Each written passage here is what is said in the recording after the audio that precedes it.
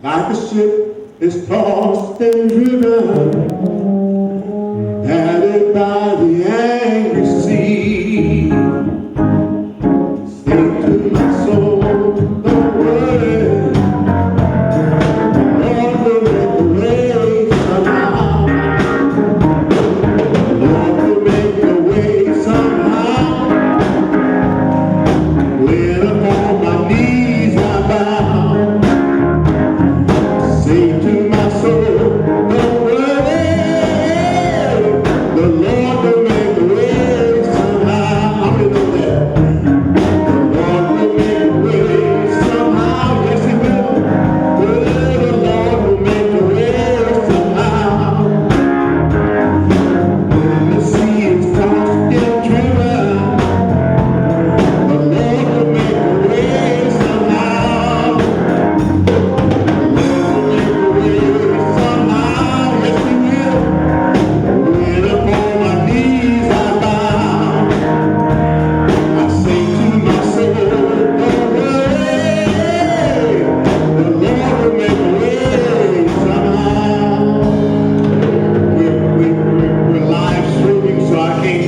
Sing the whole 10 minutes or 15 minutes or whatever. Y'all know how I love to try and sing anyway. Thank God for Brother Timothy Penn. Amen. Thank God for him. I appreciate you, Brother Penn. Amen. Thank God for Brother Colleen Wilson. Amen. Brother Kelly, all of those that make up this audience. Amen. If I miss your name, it's not because I don't love you, it's just because I can't call everybody.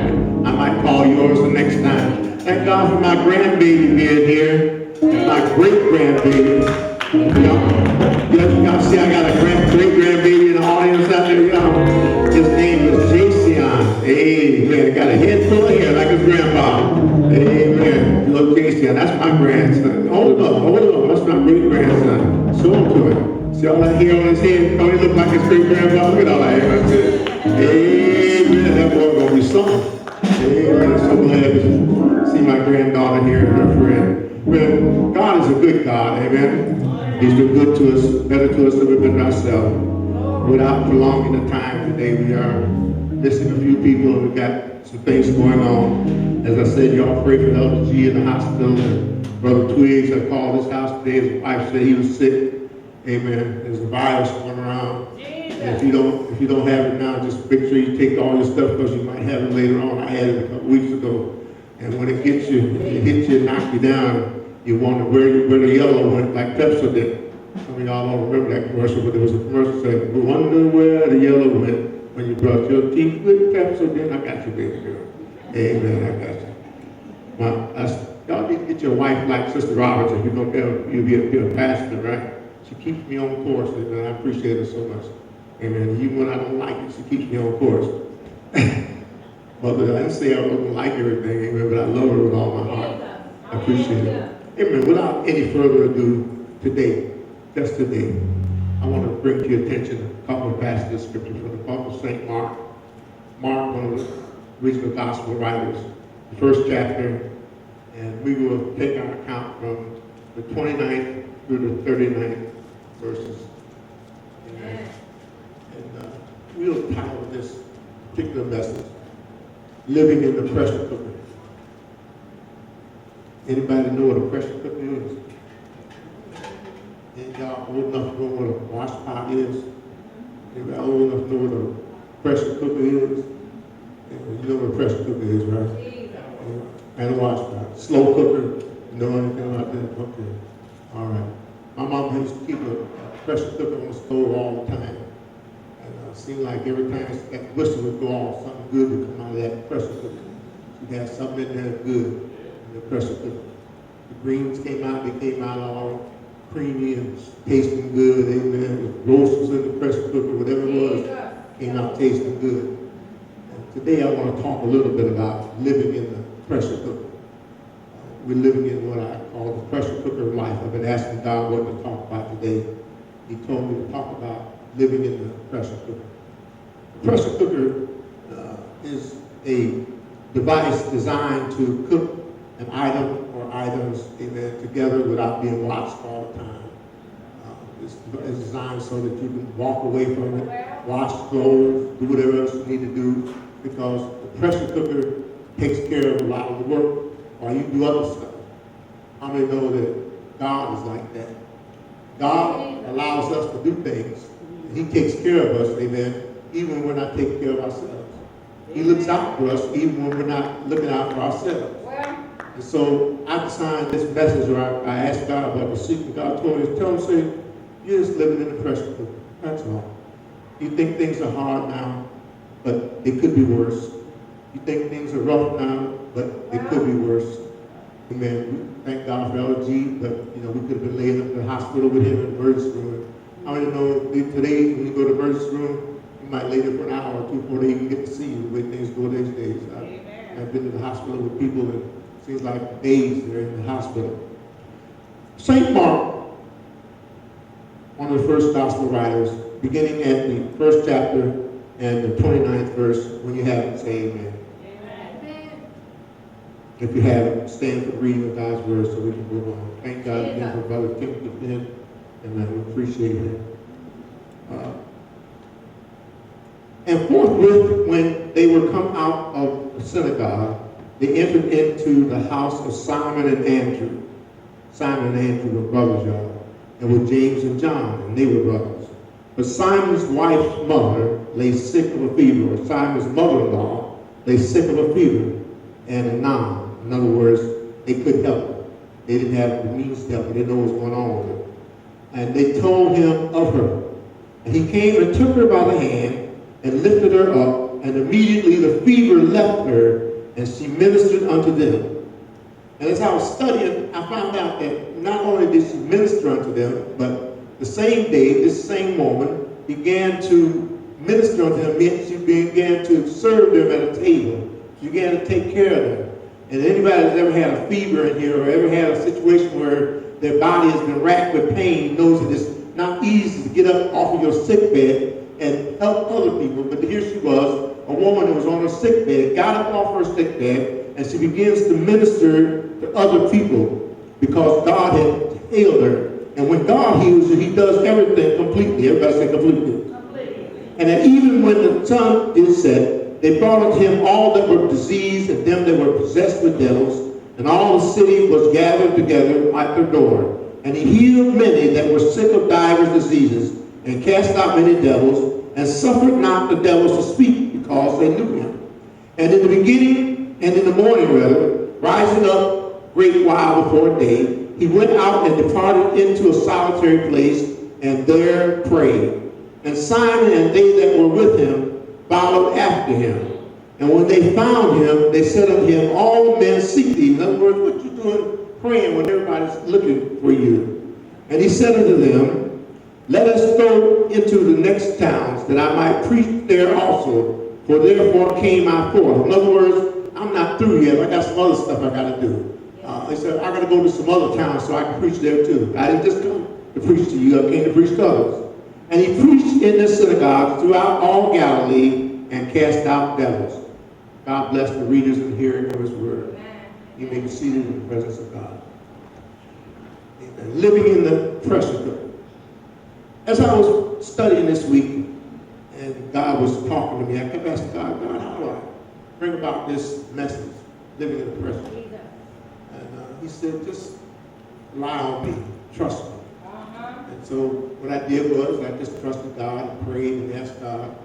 And God began to reveal to me that Jesus was our example of living in the pressure cooker. We begin to think about what Jesus did for us. We begin to think about the life of Christ. A lot of us look at the life of Christ as being a glorified or beautiful life, all except for his death. We all look at all the things they did, but we don't realize that Jesus came down and did something special for us that only he could do. And as I talk to you about the pressure cooker, you got to understand that there are some things that other pots can't do. Frying pan can't do it. Amen. Stove cooker can't do it. Other pans can't do it. But the pressure cooker can do it. Why? Because it's designed to hold certain things and to hold certain pressure until the right time. And I came by to tell somebody that don't forget and don't worry about it because you're in the pressure cooker. Don't get upset because you're in the pressure cooker. Don't get upset because you don't have a job right now. Don't get upset because things aren't going your way right now. Don't get upset because they're not listening to you, or you think they don't care about you. One thing I came by to tell everybody is that God knows what you're going through. Not only does he know what you're going through, he knows what you need. And since he knows what you need, he understands what it is that you're going through. Not only does he understand what you're going through, he's been through it before. In other words, this is not his first rodeo, as I told somebody the other day. This is not his first rodeo. Jesus didn't just start today. He didn't just start when it came down to the disciples. When he went and picked his disciples 2 by 2, he picked them because he knew who he was going to pick. As I began to study today, I began to understand a little bit more about it. Jesus picked 2 fishermen. And then he went along and he found 2 more fishermen. Why? Because as he went on with his message, went on with his life, he said, I'm going to make you what? Fishers of men. In other words, I didn't call you just to be who you are, but I called you because of who you are. I called you because I need you to do what you need to do. I called you because I need you to use the talent that I've given you in order to bring other men and women to Christ. So he called Peter, and James, and John, and Andrew, his brother, called them and said, I want you to go out into Galilee, but I don't want you to just go out there by yourselves, but I want you to understand that I'm going to be there with you. And not only am I going to be there with you, I'm going to go ahead and go before you. They said, Jesus, we need you to keep doing stuff over here. In other words, there's still some more work for you to do over here. The Bible says in St. Mark that Jesus began to heal the sick. I began to read and I understand that he healed all kinds of sickness and manners of devils. In fact, if you continue reading this scripture, you see that a leper came to Jesus who had a disease and a demon. And he asked Jesus, and Jesus said, if you do anything, just don't cast me out into the openness, but cast me into somebody else so that I have another place to stay. Because he knew the reputation of Jesus. He knew that Jesus had a way that if he laid his hands on you, you became healed. He knew that Jesus had a way that if he laid his hands on you, you became whole. I came by to tell somebody, don't worry about it because you're in the pressure cooker. Don't worry about it because things aren't going your way. Just understand that it's going to be all right in the end. Just understand that God will make a way out of no way. The Bible says that St. Mark began to explain this to us. He began to tell us that the same Jesus who he saw coming down the road is now in Galilee. And he has to start in Galilee. Why? Because he's a Nazarene. Why? Because that's who he is. He's a Jew. And he has to start at home. And everything we do needs to start at home. Don't tell somebody you're a saint and you act like you ain't got the sense of home. But when you go out to church, when you come out in the streets, you want to be holier than thou. I came by to tell somebody, you got to be the same at home that you are at church. If you want somebody to believe you, you got to be saved. So the Bible says, Jesus started at home. Well, let's back up a little bit. Before, this is a Sabbath. So before he goes into his home, he goes into the church. We get it twisted. We get it confused. Sometimes we forget about the church. Everything's all right at church. Somebody else has got it. Somebody else will take care of it. But God didn't call you to depend on somebody else. God didn't call you to worry about what somebody else is doing. But he called you so that you can do what he told you to do. He called every disciple and told them, so I want you to go. Peter, I want you to go over here. John, I want you to go over here. Mark, I want you to go over here. And we got to learn how we got to go where God wants us to go. But the first thing we got to do is we got to go to church. Ain't no sense in you getting around telling people you know all about God. And God never sees you in church. And people don't see you in church. Well, Pastor, you're picking now. You're messing around now. Well, I got news for you. If I don't pick on you up here, somebody will pick on you out there. They're going to ask you a question. So you want me to come to church? Or when do you pray? When do you go to church? And you got to be able to tell somebody that you pray. I don't know about you, but I'm so glad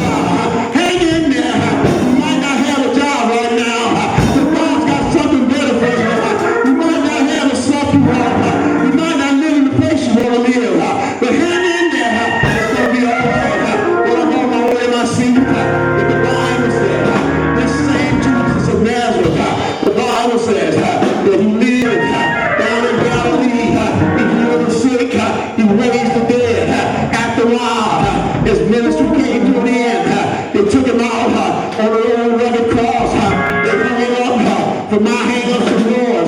They hung him up so that we could live. They hung him up so that we wouldn't die. They hung him up so we have a right to the tree of eternal life. They hung him up for you, Trevor. They hung him up for me and you, so that everything would be all right.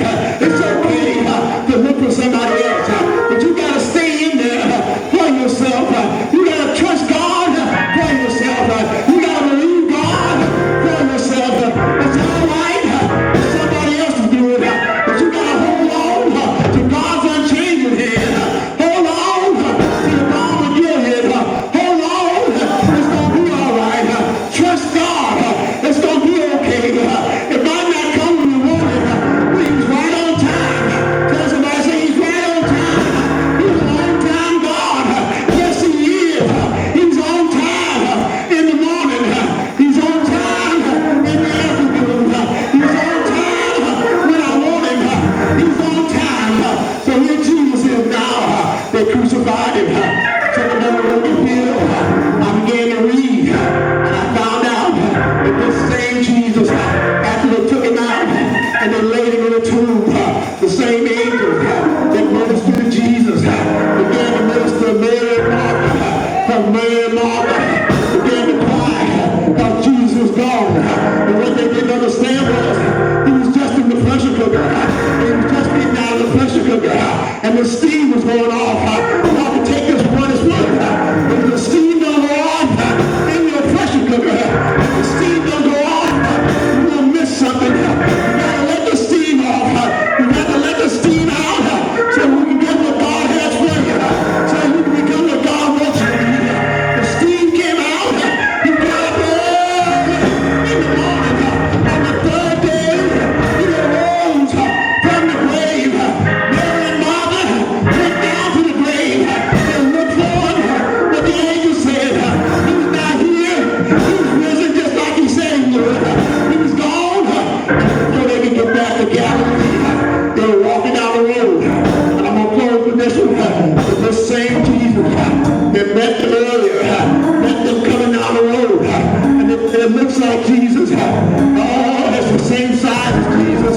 But when he began to talk, they said it must be Jesus. Because never a man talked like Jesus. Never a man is anointed like Jesus. There's nobody with the anointing of God. You can look this whole world over, but you won't find nobody like the Lord. Tell somebody, say nobody like the Lord. Nobody, say yeah. Nobody in this world can take God's place. Let's go with you. I'm through. Let's go with you. Let's go with you. We bless your name, Jesus.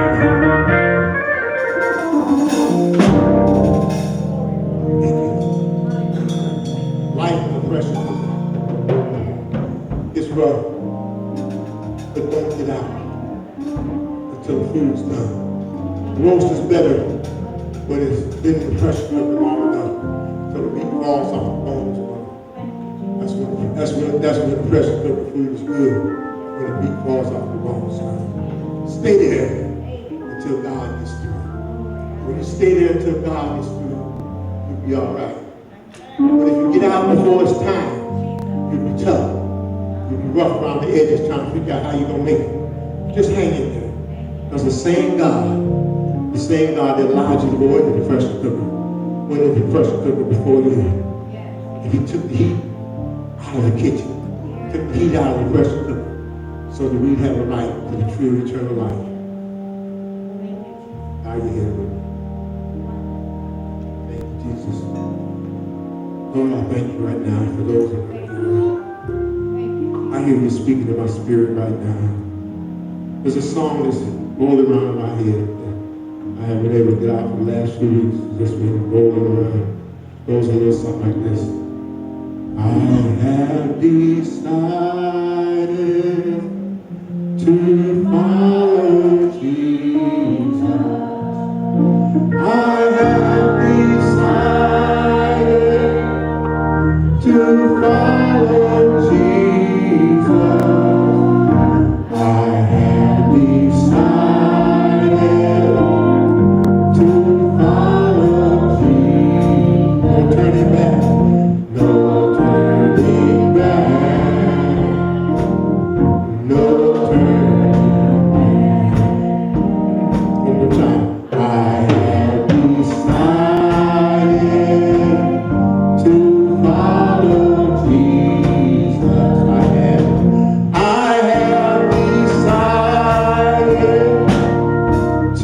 follow Jesus. I have